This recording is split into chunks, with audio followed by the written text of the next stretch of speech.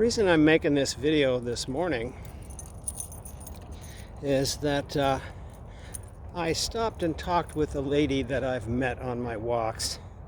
Her name is Rosie.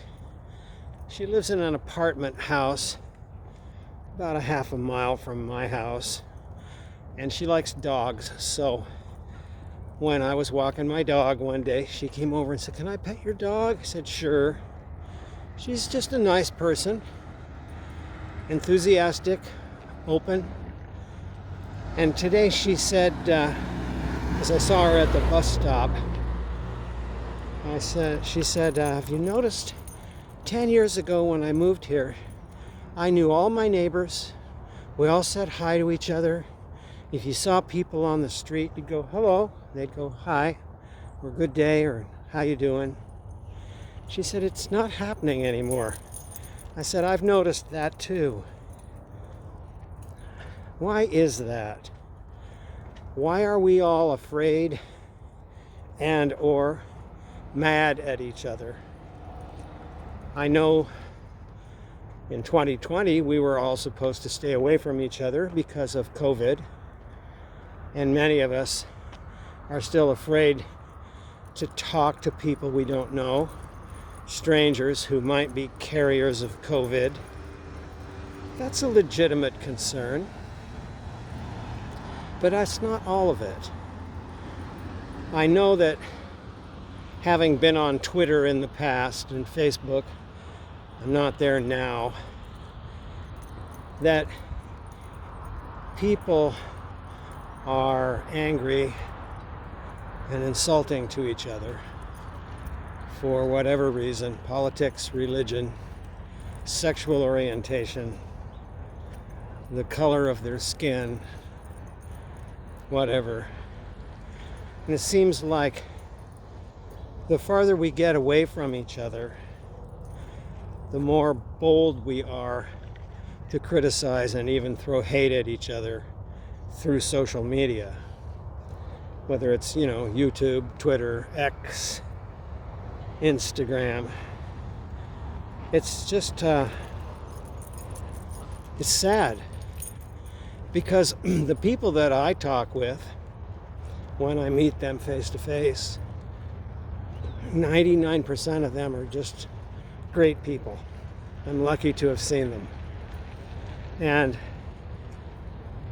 anybody who lets their guard down for a moment to talk with me, I'm grateful for. I'm not out to steal anybody's wallet or judge somebody else. And I think that the people who have control of our institutions, business institutions, and part of our political institutions, are keeping us apart because of the old adage, divide and conquer. If you can keep your rivals from talking and enjoying each other's company, you can control them. And how are we being controlled? We're being told what to wear, how to talk, how to vote, how to work, and how to hate. There's a lot of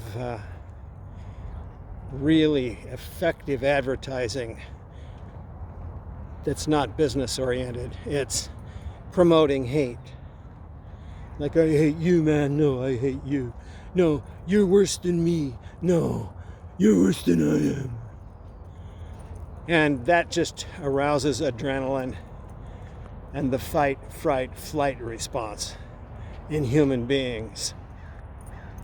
If you look through history, when groups of people started hating each other, it got worse and worse. I'm thinking of Rwanda right now, how the Hutus and the Tutsis ended up hacking each other up with machetes, even though they'd been next door neighbors for 20 years. Their kids played together.